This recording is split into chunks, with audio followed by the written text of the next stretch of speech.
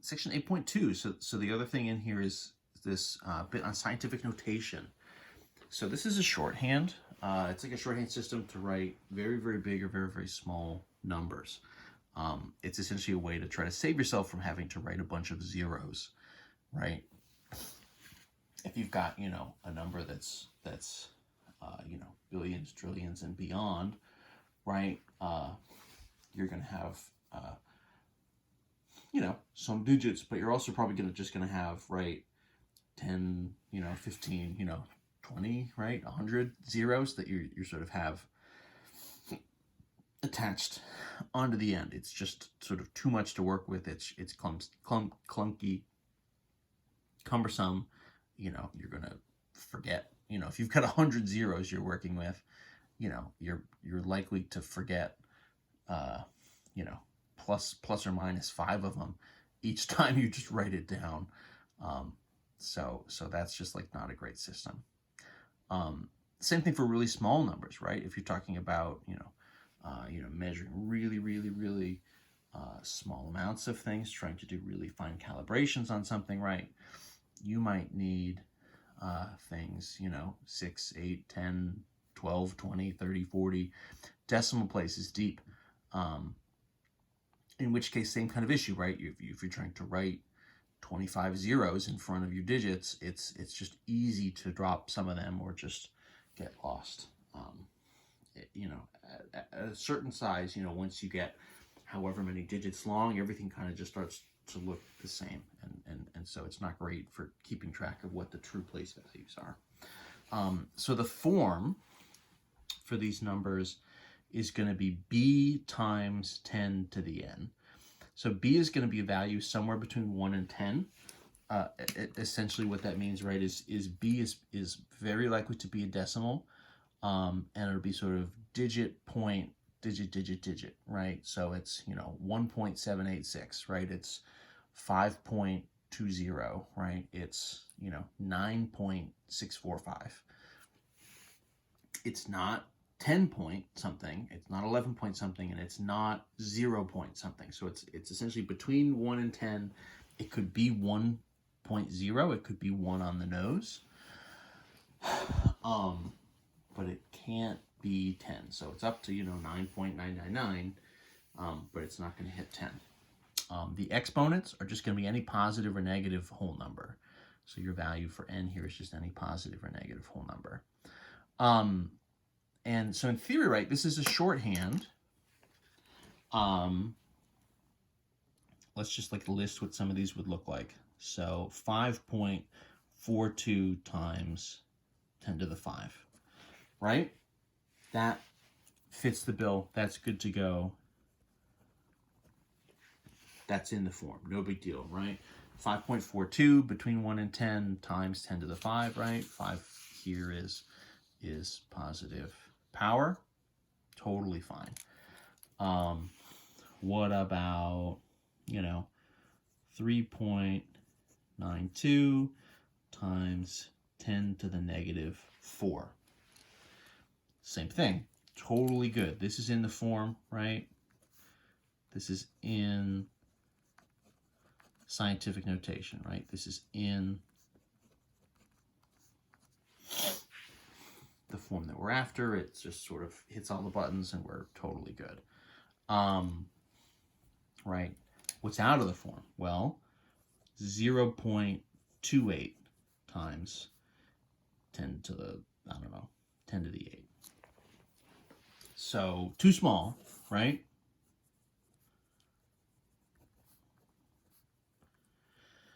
(0.28) is not the right form. What I would need here instead, right? I need 2.8 times 10 to the whatever, right? That's what I would need instead, not a 0.28. Similarly, right, if I've got 10.54, right, times 10 to the negative 2, right? Now this is too big, right? Not in the form. This is no good.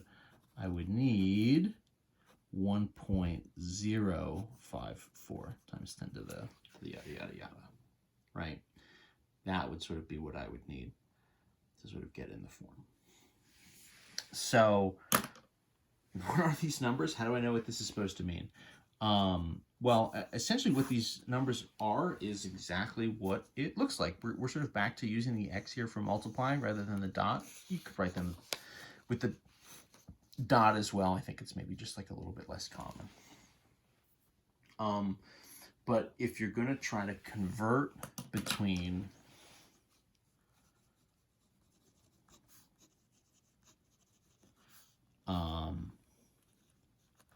scientific notation and what we would call sort of standard form, it's really just a matter of sort of,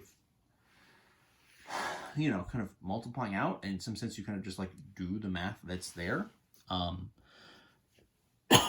So let's take, for example, let's take the one that we have up here, 5.42 times 10 to the 5, right? So in theory, right, 10 to the 5 is a 1 and 5 zeros, right? So in theory, this is like 5.42 times, so 1 and 1, 2, 3, 4, 5, right? I mean, in theory, what that means is 5.42 times 100,000. Now, what does this mean in practice? Well, if we're sort of multiplying by this, you know, every time you multiply by 10 is a move of the decimal, right? And so 100,000 is 5 tens. So every time I multiply by 10, I'm going to move the decimal once to the right. So what is going to happen here is I'm going to move my decimal, in this case, 5 places to the right. So the power there, right, 10 to the 5 is 100,000, is 5 zeros, means for us 5 moves. So I would have, you know, what here is a 5.42. So I'm going 1, 2 over those digits, and then 3, 4, 5. So that would be kind of 0, 0, 0. And what I'm going to end up with here is 542, 0, 0, 0. So 542,000, right? So the conversion from scientific notation into a standard form number is just a matter of doing this decimal shift. How much do you shift? Well, you just shift whatever the power is. So a positive power shifts to the right, right? So a positive power is going to shift you to the right. If we do another example, so maybe we do a negative power. And I'll tell you what, let's do 3.92 times 10 to the negative 4. So in theory, 10 to the negative 4, right? I mean, in theory, that's 1 over 10 to the 4 is 1 over 10,000. We're not quite going to use it like that. We're really going to simplify it. We're just going to say, okay, negative 4, that's going to be a shift for, in this case, if it's negative, it's going to be a shift 4 to the left, right? You want a smaller value, and so a negative power means shift to the left, right? So 3.92 times 10 to the negative 4 represents a smaller number. It represents a number that's relatively tiny. So what I'm going to do is we'll say 3.92. So we're going once over the 3 and then 2, 3, 4. And that's my new decimal place. So I have 1, 2, kind of 3 zeros as a placeholder, right? And then in theory, I'm going to write an extra 0 there in front. So you kind of get 4 zeros. You just have 1 in front, and then the sort of 3 placeholder ones is sort of 4 total. So your standard version of this number, right, sort of rewritten would be 0.000392. right? So doing that conversion is just a matter of now shifting to the left. So if the power is negative, if your exponent is negative, you're shifting left to get a small number. If your power is positive, like it was here, you're shifting to the right and getting a larger number. How many shifts do? You just do however many shifts are in the exponent. I mean, that's really all there is to it, right? What about if I wanted to flip this and I wanted to convert into scientific notation? So that's going to be a matter of essentially just reversing the steps that we were just doing. This is really more about, so let's say I've got, 39,500,000, right? And I want it into scientific notation.